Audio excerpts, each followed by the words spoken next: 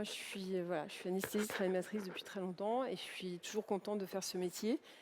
Et je trouve que c'est un métier qui évolue et j'ai été très heureuse de voir qu'au choix, c'est une des spécialités qui est partie en premier. Et moi, dans mon service, cette année, j'ai trois internes qui viennent d'arriver. C'est la première fois que je vois ça. Tous les trois, c'est des vieux internes et ils ont choisi anesthésie-réanimation. Enfin, il y en a une qui fait de la médecine d'urgence, laissons de côté, mais les deux autres, il y en a un qui est en 5e semestre, qui a fait son droit au remords, il a fait cardio avant, et l'autre, elle était gynéco, elle a fait son droit au remords, elle a fait cardio, elle fait anesthésie maintenant. Donc je suis stupéfaite de l'engouement qu'il y a pour ce métier, et donc de voir en plus des collègues qui viennent d'autres spécialités qui nous rejoignent. Donc voilà, bravo. Après, on a du pain sur la planche, parce que tout ça, c'est pas très facile. Alors, comment adapter nos pratiques au changement climatique et travailler un peu plus proprement, si je peux dire les choses comme ça. En introduction, voilà, vous savez tous, puis il y aura une conférence tout à l'heure là, sur le sujet, que on est dans la panade, parce qu'on a cette crise climatique qui nous poursuit. Alors, dès 2015, avec la COP 21, on avait établi qu'il fallait limiter à 1,5 degré le réchauffement. Ça a été confirmé à la COP 26, bien qu'ils n'aient pas vraiment mis les moyens pour atteindre cet objectif, malheureusement. Mais voilà, on espère que de plus en plus de personnes prendront conscience du problème et feront avancer les choses. Donc le but, c'est quand même de réduire de 40, peut-être de 50% nos émissions d'ici 2030. Le premier message que je voudrais faire passer, c'est que ce constat sur ce changement climatique et sur les solutions à y apporter, ça nous concerne tous à chaque moment de notre vie. Ce n'est pas uniquement dans la sphère personnelle ou dans la sphère professionnelle qu'il faut s'intéresser à ça. Et donc, je suis sûre que vous êtes tous, parce que les jeunes internes, ils sont très motivés sur ces questions, beaucoup plus que les vieux praticiens. Mais ce n'est pas toujours vrai, parce que, bon, la preuve.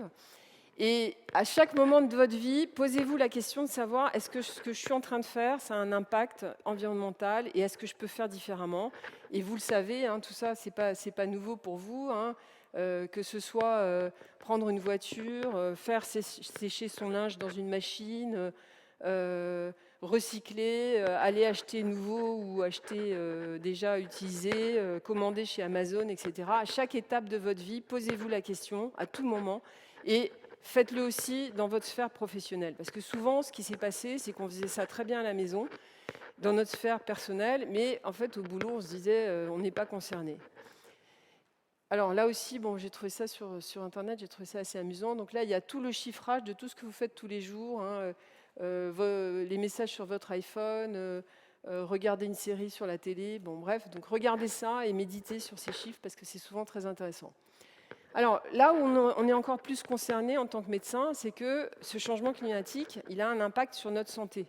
Et ça, on s'en est rendu compte quand même que très récemment, depuis le début des années 2010, on a découvert que tout ça, ça a quand même les événements climatiques extrêmes, un impact sur la santé évident, les pics de chaleur avec les hyperthermies, la pollution qui donne des morts cardiovasculaires et respiratoires, l'eau qui, quand elle est contaminée, qui donne des maladies, la malnutrition, les infections. Alors ça, c'est marrant parce que ça, c'est un truc qui date, vous voyez, de 2019, donc il n'y avait pas encore eu le Covid. Et pourtant, voilà, on parlait de tous ces problèmes infectieux qui commençaient à surgir. Le Zika, vous êtes peut-être un peu jeune, mais il y a eu vraiment une infection à Zika dans les années 2015, un été au Brésil, tout le monde avait le Zika.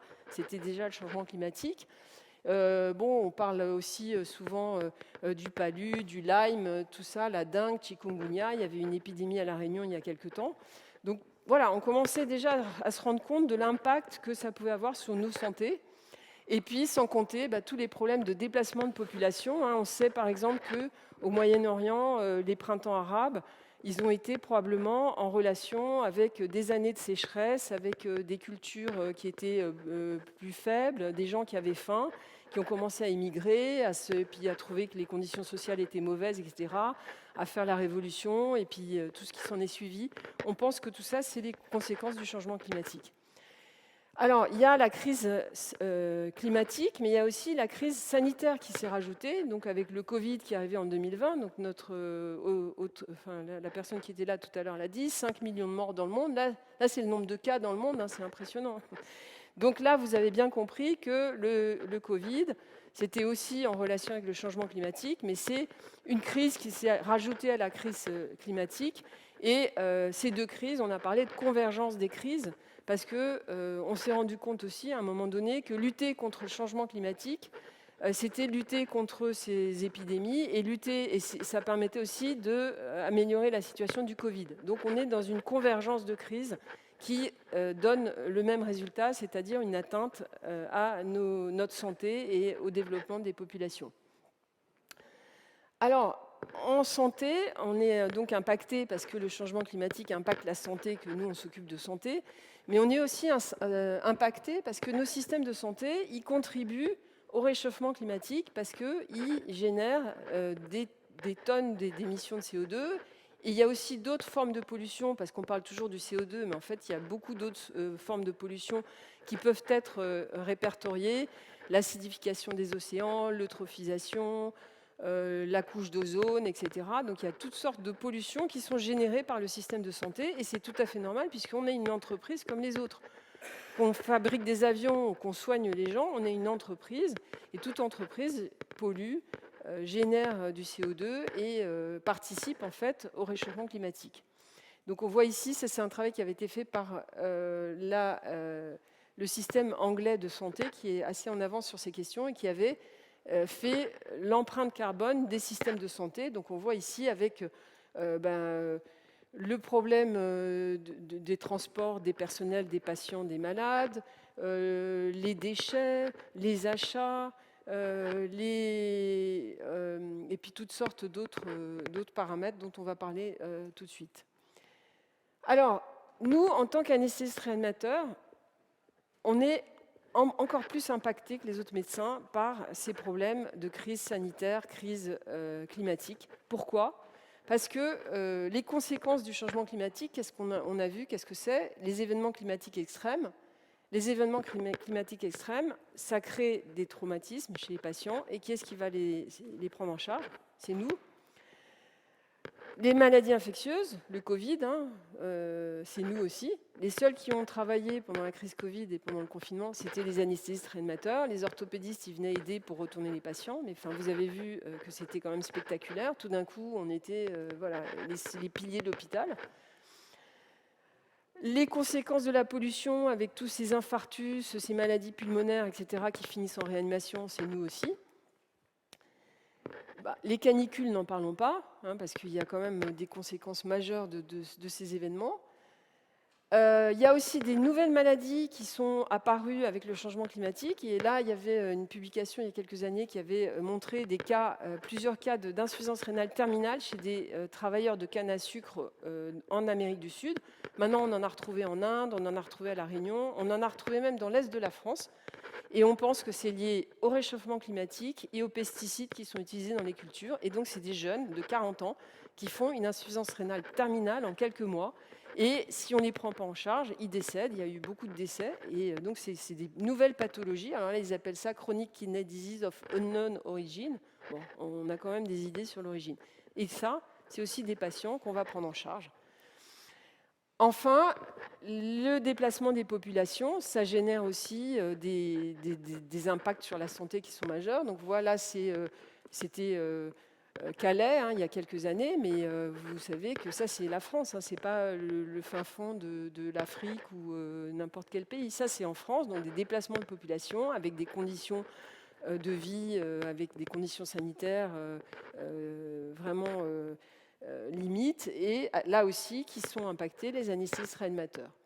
Donc tout ça pour vous dire que vous êtes concernés par le changement climatique, par ses conséquences, et qu'il y a encore un élément qui vient se rajouter, c'est qu'il y a eu un certain nombre de cas, quand il y a eu les feux par exemple en Californie, vous voyez là c'était un service d'urgence en Californie, et qui se sont retrouvés du jour au lendemain avec plus d'hôpital. Donc il y a une déstructuration aussi des systèmes de santé auxquels il faut s'attendre, il faut se préparer à cause du changement climatique.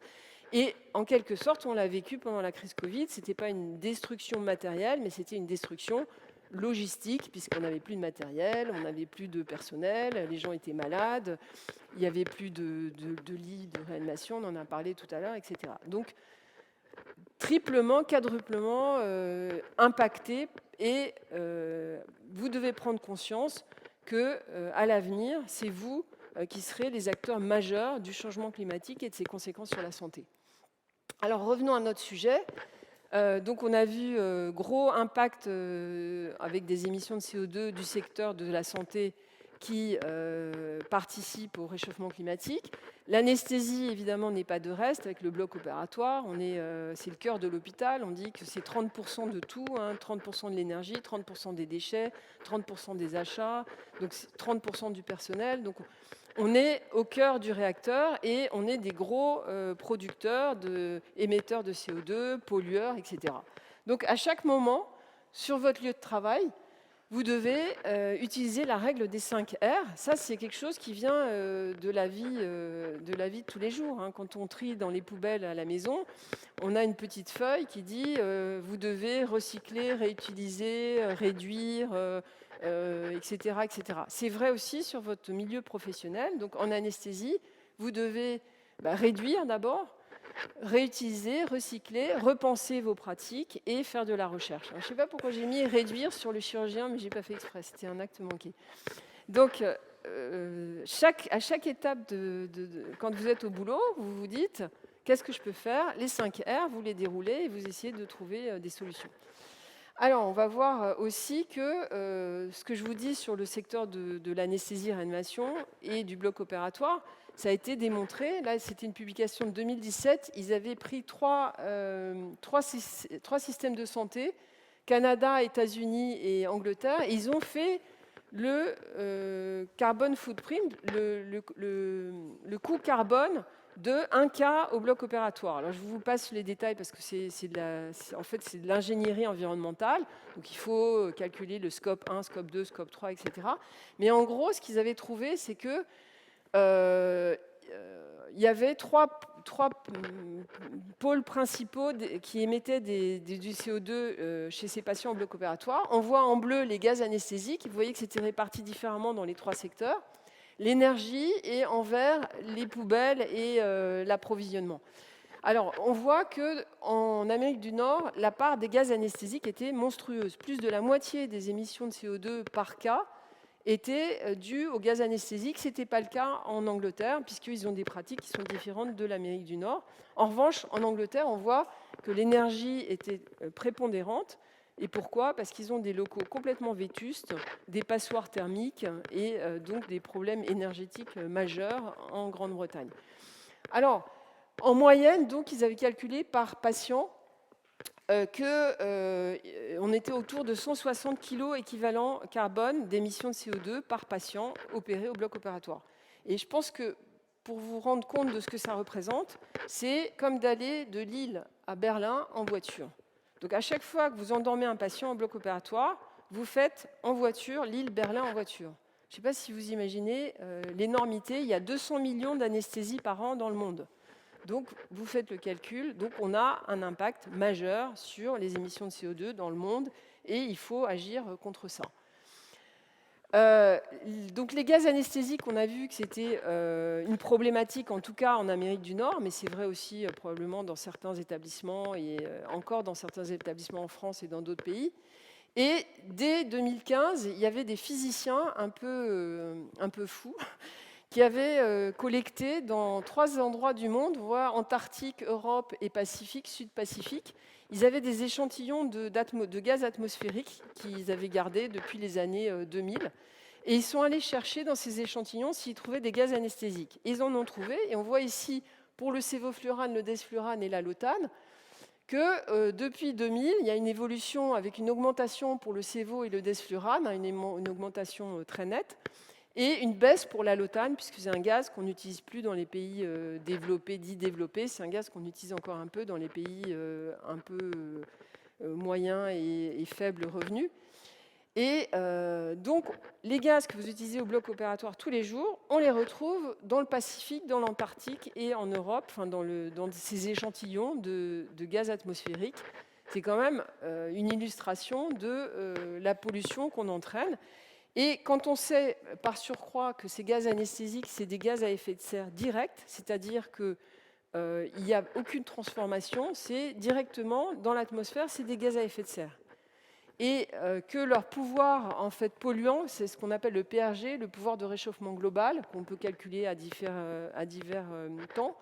Mais quand on regarde à 100 ans, vous voyez que leur pouvoir de réchauffement global est assez variable selon le gaz qu'on utilise, avec, pour le desflurane, un pouvoir qui est de 2540 fois plus élevé que le CO2, puisque l'étalon du pouvoir de réchauffement, c'est le CO2 qui a une valeur de 1. Donc le pouvoir de réchauffement, ça tient compte des propriétés du gaz, des propriétés polluantes, de sa demi-vie d'élimination, etc. L'étalon, c'est le CO2, et donc le desflurane, c'est 2540 fois plus polluant que le CO2. Le CEVO, c'est 130 fois, et puis le protoxyde d'azote, puisque c'est un des gaz aussi qu'on utilise en anesthésie, c'est 300 fois. Donc quand on sait ça, on voit que cette accumulation de gaz dans l'atmosphère, c'est quand même inquiétant, et qu'on peut peut-être faire quelque chose là-dessus. Alors qu'est-ce qu'on peut faire? On peut déjà mesurer ce qui se passe. Et il y a un Anglais qui a mis sur le marché, enfin sur le marché c'est gratuit, hein, une application que vous pouvez télécharger sur vos téléphones, Apple et smartphones, n'importe quoi, qui permet de, en tournant ces petites molettes avec l'oxygène, le proto et l'air et les gaz, alors on ne fait pas trop d'isoflurane en France, il y a encore quelques établissements qui en font, mais voilà, CEVO et DES, vous pouvez calculer votre impact en termes de CO2 ici, combien vous avez en CO2 en kilos par heure d'anesthésie, combien ça coûte, il vous a mis même le prix, et surtout combien, en kilomètres, combien ça représente en kilomètres en voiture, avec une voiture moyenne.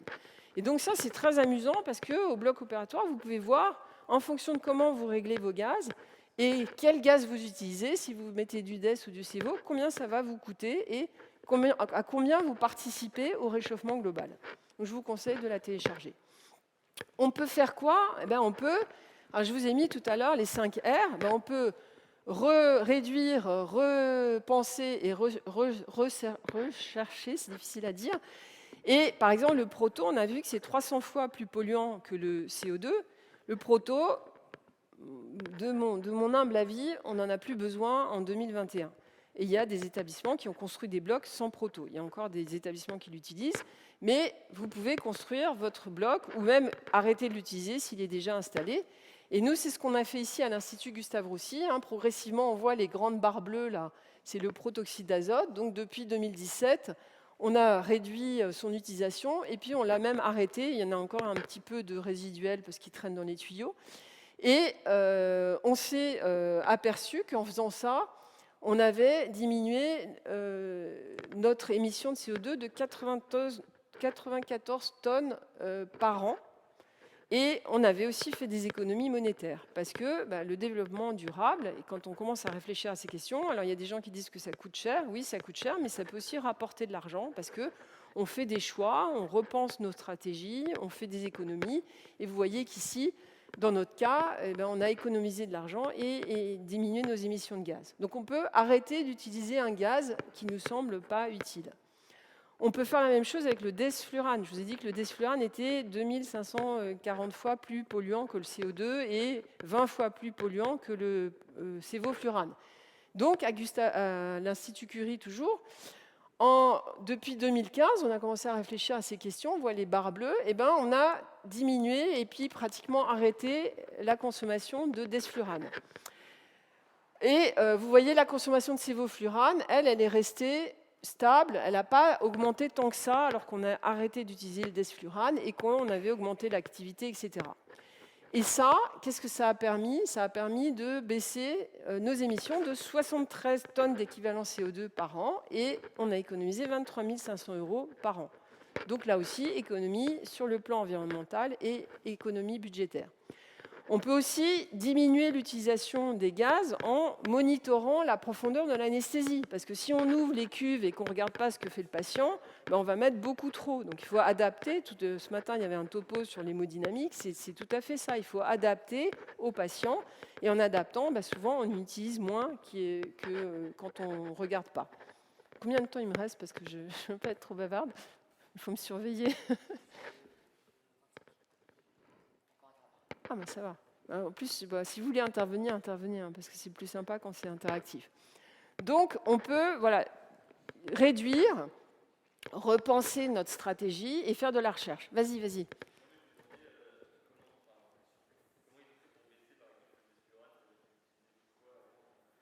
Le desflurane, quand en fait, moi, j'étais pas encore à l'Institut Curie quand ils ont commencé à baisser, mais j'étais déjà à la SFAR et on avait commencé à faire des conférences sur le thème de qu'est-ce qu'on peut faire pour réduire l'impact environnemental de l'anesthésie. Et il y a un des médecins de Curie qui était venu et il a cogité, il en a parlé à ses collègues, il a dit ouais, vous savez, je suis allé voir un topo, il paraît que le desflurane c'est plus polluant que le Sevo si on en faisait moins. Et puis en discutant avec les collègues, et voilà, ils ont dit non, c'est vrai, qu'est-ce que nous apporte le desflurane? Alors tout ça, il faut bien comprendre qu'il faut le faire en ayant le patient en ligne de mire, et on ne veut pas diminuer la qualité de prise en charge du patient, on ne veut pas diminuer la qualité des soins. Mais quand à qualité égale, tu as un impact environnemental qui est moindre, je pense qu'en 2021, tu dois te poser la question de savoir qu'est-ce que tu fais. Et ils ont réfléchi, ils ont dit qu'est-ce que nous apporte le desflurane par rapport au sévoflurane? Rien. Et donc, sauf dans certains cas très particuliers, hein, parce qu'on est quand même passé, vous avez eu de près de 600 flacons en 2014, là il y en a 38.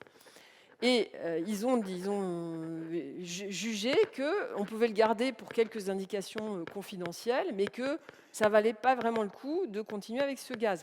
Et je ne sais pas si vous remarquez, je ne voulais pas en parler, mais puisque tu me poses la question, l'autre facteur intéressant, c'est que les émissions de CO2, entre le Sevo et le desflurane, on fait beaucoup plus de sévoflurane que de desflurane, mais il est tellement plus polluant que même en ayant réduit à 38 flacons par an, on pollue plus avec le desflurane que le sévoflurane. Donc, étape suivante, moi j'ai décidé que le desflurane, on l'enfermait à triple clé dans un placard au 3e sous-sol.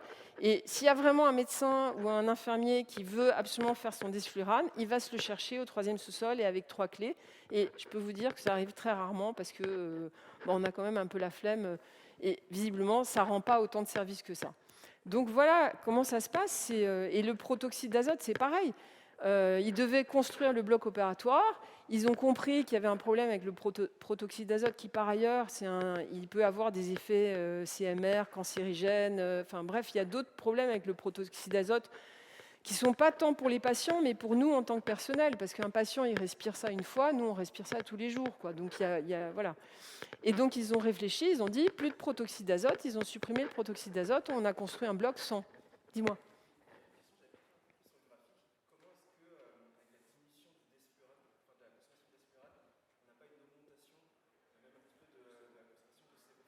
Alors, c'est une très très bonne question, parce qu'effectivement, c'est ce à quoi on pourrait s'attendre, parce que quand on diminue l'un, on va augmenter l'autre. Mais en même temps, on a fait autre chose, c'est qu'on a réfléchi à notre façon de travailler, et on s'est rendu compte qu'on mettait des débits de gaz frais qui étaient vraiment trop élevés, et c'était une tendance, parce que personne ne nous avait jamais dit, moi quand j'ai commencé mes études, on m'a jamais dit qu'il fallait pas mettre beaucoup de gaz frais, parce que ça allait polluer l'atmosphère. Je veux dire, c'est un truc, personne ne nous en avait jamais parlé, donc on mettait 2-3 litres de débit de gaz frais. Et donc, on a réduit beaucoup la voilure, et je vais vous en parler juste après. Et puis, on a aussi investi dans des respirateurs automatiques avec des fonctions ENOC, donc des fonctions automatiques qui ont comme particularité de mettre 0,5 en général. Enfin, ils peuvent mettre plus, mais le truc de base, c'est 500 millilitres de débit de gaz frais. Donc, on a beaucoup travaillé sur la diminution des gaz frais. Et ça nous a permis d'économiser du sévoflurane. Donc on a traité le même nombre de patients, même plus, parce qu'on a augmenté notre activité, avec la même quantité de gaz. Donc on a fait des économies monétaires et tout ça, quand je dis rethink, c'est ça, il faut réfléchir, quoi. Il faut réfléchir, qu'est-ce que je peux faire? Et voilà, la solution, c'est ça. Et pour les gaz, je vais vous dire quelque chose, c'est très facile. Pour tous les autres domaine, c'est quand même plus difficile quand il faut trier les déchets, tout, aller à l'ARS, discuter. Bon, il y a des choses plus compliquées que les gaz. Mais les gaz, si dans une équipe, vous êtes tous d'accord, et même si vous n'êtes pas d'accord, s'il y a 95% qui le fait et 5% qui ne le fait pas, tant pis, ils continuent à le faire, mais vous allez gagner. Hein. Donc les gaz, c'est un truc facile. Alors justement, c'est ça, les débits de gaz frais. Donc je vous dis, en moyenne, les gens étaient au-dessus d'1 litre, 2 litres, enfin, on ne s'en occupait pas en fait. Et donc on avait fait cette étude toujours à Curie, c'est un infirmier anesthésiste qui m'avait fait ça. On réglait le débit manuellement, donc c'était 1 litre, 2 litres, voilà, c'était beaucoup. On réglait, ça c'est le mode automatique, donc 500 millilitres minute de débit de gaz frais, hein, quand vous réglez l'oxygène, l'air, ou voilà, pas de proto puisqu'on n'en a pas. Et là, on était même descendu à 200 millilitres d'oxygène, ce qui est, pour un patient, son minimum métabolique. C'est ce dont il a besoin pour vivre, c'est 3,5 millilitres d'oxygène par kilo. Donc on était au minimum indispensable. Et vous voyez là la consommation de CEVO. Donc on passe de 12, entre 12, presque 14 millilitres heure, 7,5 et 5. Donc là, on a compris pourquoi notre consommation de CEVO n'avait pas augmenté. Parce que quand on fait ça, on économise aussi du CEVO. Et vous voyez, en orange, c'est l'oxygène. Parce que, figurez-vous qu'il y a aussi un problème avec l'oxygène.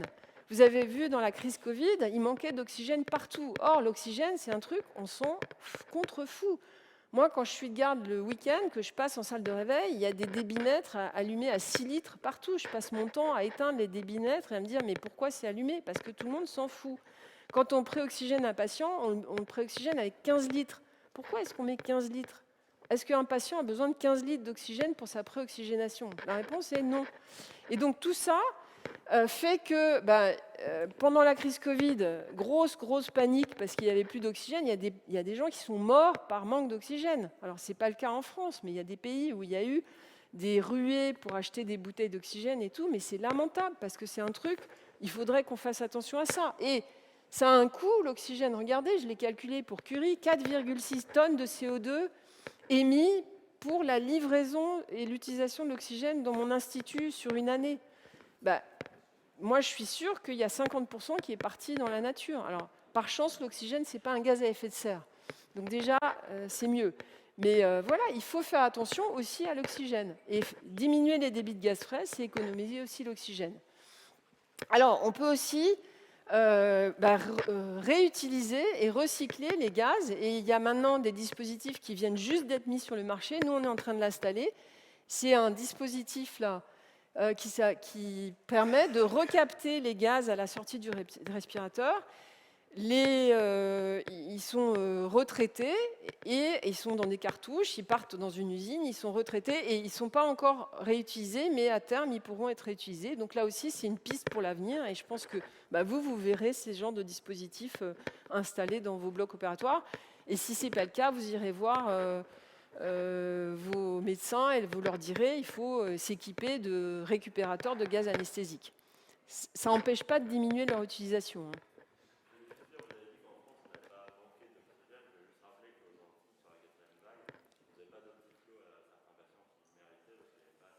Ouais, donc voilà, donc exactement. Non, mais que je dis, ouais, effectivement.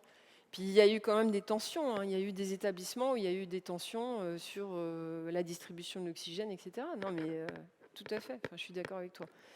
Alors, la recommandation de la Société américaine d'anesthésie pour prévenir voilà, ce qu'on vient de dire depuis un quart d'heure, c'est quoi? C'est de diminuer, faire du débit de gaz frais le plus bas possible, ok, on y est. Arrêter le protoxyde d'azote et le desflurane, on y est. Et puis peut-être passer à l'anesthésie IV, le propofol, hein, l'Evoque, ou l'anesthésie loco-régionale quand c'est possible, et puis faire du recyclage, on vient d'en parler. Alors, est-ce que c'est vrai qu'on peut passer à l'anesthésie IV et l'anesthésie loco-régionale? C'est vrai que c'est ce qu'on préconise. On dit, bah oui, si on fait ça, propofol, il n'y a plus de gaz, et puis à loco-régional, encore mieux, il n'y a pas d'AG. Eh ben, il faut se méfier parce qu'il y a toujours, on dit un truc, et puis en fait, après, la recherche avance, et puis on arrive dans une autre dimension. Alors, concernant le propofol, il faut d'abord savoir que le propofol, ce n'est pas un médicament gentil. Il y a une classification qui s'appelle PBT, persistance, bioaccumulation, toxicité. C'est des Suédois qui ont inventé ça, mais c'est la seule qu'on ait à l'heure actuelle. Elle n'est pas tout à fait scientifiquement reconnue, mais bon, pour le moment, on n'a que ça. Et on voit que dans cette classification, le propofol, il a quand même un PBT de 9, parce qu'il a une toxicité sur les espèces aquatiques. il a une persistance qui est assez importante, et bon, il ne s'accumule pas. Et on sait que, malheureusement, on retrouve du propofol dans l'eau des hôpitaux, dans les effluents des hôpitaux. D'où, si vous savez que le propofol, c'est la drogue qui est la plus jetée, hein, c'est une des drogues qui est plus gâchée. Alors, dans les mesures qu'on peut prendre, on peut aussi se demander comment éviter de gâcher les médicaments, parce que ça, on a vu aussi pendant la crise Covid, plus de propofol, plus de curare, plus de ci, plus de ça, plus de... Bon. Donc, il faut faire attention aussi à ce qu'on fait. Et en tout cas, quand on jette un médicament, il ne faut jamais le jeter dans l'évier. Il faut le jeter dans une poubelle qui sera incinérée, parce que ça évite que ça se retrouve dans les effluents. Donc bref, le propofol, ce n'est pas un médicament aussi gentil que ça. Et vous voyez, les autres médicaments qu'on utilise en anesthésie, il y en a aussi qui ne sont pas très gentils. Et ce qu'il faut faire dans ces cas-là, c'est faire ce qu'on appelle un cycle de vie. Le cycle de vie, ça a été inventé par Coca-Cola quand ils ont voulu passer de la bouteille de verre à la bouteille plastique. Ils ont fait ce qu'on appelle du berceau à la tombe. On étudie toutes les étapes de fabrication, de transport, d'utilisation, de stérilisation, si c'est dans le cas de dispositifs médicaux, d'élimination, de recyclage. Et on regarde tout ce cycle et on voit quel est l'impact environnemental de tel ou tel procédé. Donc là, c'était les canettes de Coca-Cola versus les bouteilles, enfin c'était aluminium versus verre. Et on fait ça en médecine, et ils ont fait ça, par exemple, pour les drogues d'anesthésie. Donc on voit ici le cycle de vie, donc l'impact environnemental de toutes ces drogues d'anesthésie. Bon, ça avait été fait quelques années avant, et en vert, c'était l'étude plus récente. Mais donc on voit qu'il y a des drogues qu'on utilise qui ont un impact environnemental plus ou moins important, et je pense que c'est un des critères qu'on devrait prendre en compte quand on utilise un médicament à efficacité égale. S'il y en a un qui a un impact plus important que l'autre, eh ben, il faut utiliser celui qui a le moindre impact. Et ça, on va avoir de plus en plus d'études qui vont nous dire, qui vont comparer les médicaments, qui vont nous dire celui-là oui, celui-là non, etc. Mais ça sera votre rôle à vous de regarder ces éléments et d'en prendre compte, de les prendre en compte. Alors, donc je vous parlais donc du propofol, que c'était recommandé par les Américains, de dire pour diminuer notre impact, au lieu de faire des gaz, on va faire du propofol. Effectivement, dans les études de cycle de vie du propofol, on s'est rendu compte qu'ils avaient quand même un impact environnemental qui était d'une puissance 4. Ce n'est pas 4 fois moins, c'est 10 puissance 4 fois moins que les gaz. Donc il y avait eu ce papier de cette anesthésiste américaine qui disait mais cependant, pour le propofol, donc on a découvert qu'il avait ses propriétés toxiques, en particulier pour les poissons, pour l'eutrophisation des cours d'eau, etc. Et donc elle avait publié ce papier où elle disait anesthésie intraveineuse versus anesthésie inhalée, pick your poison. Donc choisissez le poison que vous préférez. Donc c'était quand même un message important. Et là où je vous dis, il y a la recherche qui avance et qu'on dit un truc, il y a 3 ans on a dit ça, puis maintenant on revient dessus, puis on réfléchit, puis on a des données qui arrivent, etc. C'est qu'en ce qui concerne la comparaison anesthésie inhalée versus anesthésie IV, cette étude a montré qu'il y a 2 façons de fabriquer le sévoflurane avec 2 composés primitifs, le tétrafluoroéthylène ou l'hexachloroacétone. Et selon que vous fabriquez du sévo avec A ou B, vous avez un impact environnemental complètement différent. Donc cette notion de cycle de vie, parce que la fabrication d'un produit, elle a un impact environnemental. Et si vous avez du sévo qui est fabriqué avec du hexachloroacétone et que vous faites tout très bien, vous faites du bas débit de gaz frais, vous recyclez vos gaz et tout ça, votre impact environnemental du sévo, il est identique à celui du propofol IV. Vous voyez, je vais vous embrouiller là, mais en fait, ce qu'il faut faire, c'est de la recherche. Il faut réfléchir, il faut avoir toutes les données. Et puis, il faut bien connaître ces produits, parce qu'on a découvert que le sévo, on pouvait le fabriquer de 2 façons. Et peut-être que l'étape suivante, ça va être d'aller vers les fabricants de sévo et leur dire, attendez, là, vous devriez fabriquer que du sévo avec cette méthode-là, puisqu'il y a un impact moindre. Donc tout ça, c'est des choses qu'on ne savait pas. Hein. Tout ça, je vous parle de tout ce que je vous dis, ça a 10 ans de vie. Il y a 10 ans, on n'avait jamais entendu parler de ça. Donc, c'est en progrès. Et c'est à vous aussi de faire avancer les choses et les connaissances et la science et savoir qu'est-ce qui est mieux pour l'environnement.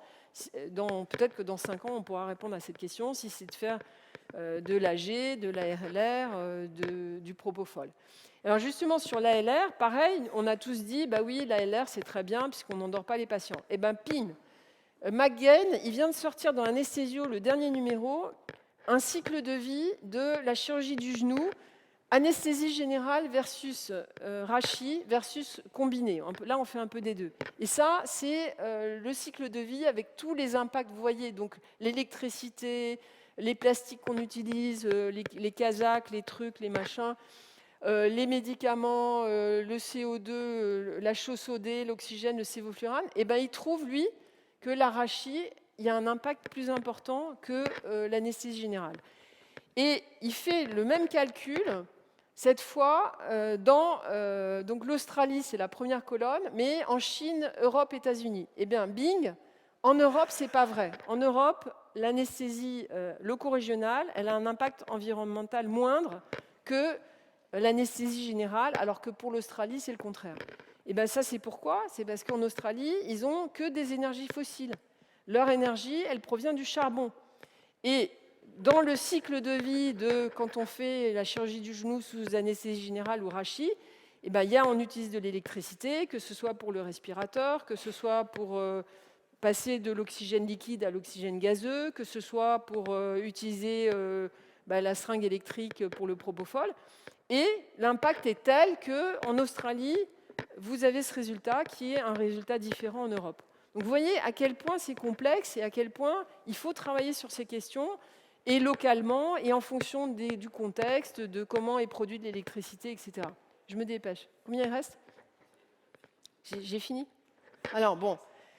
L'anesthésie, c'est pour... J'ai fini, en fait. Mais pour vous dire qu'en anesthésie-réanimation, on a réfléchi à ces questions depuis une dizaine d'années. On est vraiment super en avance. On était les pionniers. Ça, c'est un numéro d'anesthésie analgésie de 2012 consacré au développement durable. Vous voyez un autre truc, ça c'était un truc canadien, une poubelle, voilà. Donc on est hyper en avance. Il y a plein de publications, allez chercher dans le truc.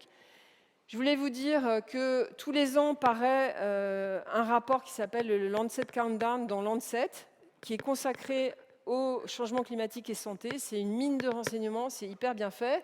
Et donc cette année, ils ont dit Code Red for Healthy Future. Chaque année, ils donnent une petite phrase en exergue. Et sinon, si vous voulez aller plus loin, on a écrit cette revue pendant le Covid avec des collègues américains et australiens sur développement durable, sustainability en anesthésie et réanimation. Et plus récemment, avec la Fédération mondiale des sociétés d'anesthésie et avec la collaboration de 50 praticiens en anesthésie, ce n'est pas forcément des médecins, parce qu'il y a des pays où c'est plutôt des infirmiers, on a sorti pour la COP26 des guidelines avec un certain nombre de principes qui devraient être appliqués dans tous les services d'anesthésie pour avoir une pratique plus durable. Voilà, j'ai fini. Et je vous remercie. Bon, ça c'est à l'ASFAR. On avait fait un guide en 2017. Vous pouvez le télécharger. Il y a des fiches pratiques. Allez voir sur le site de l'ASFAR, sur l'onglet développement durable. Il y a toutes sortes de renseignements. Il y a voilà. Merci pour votre attention.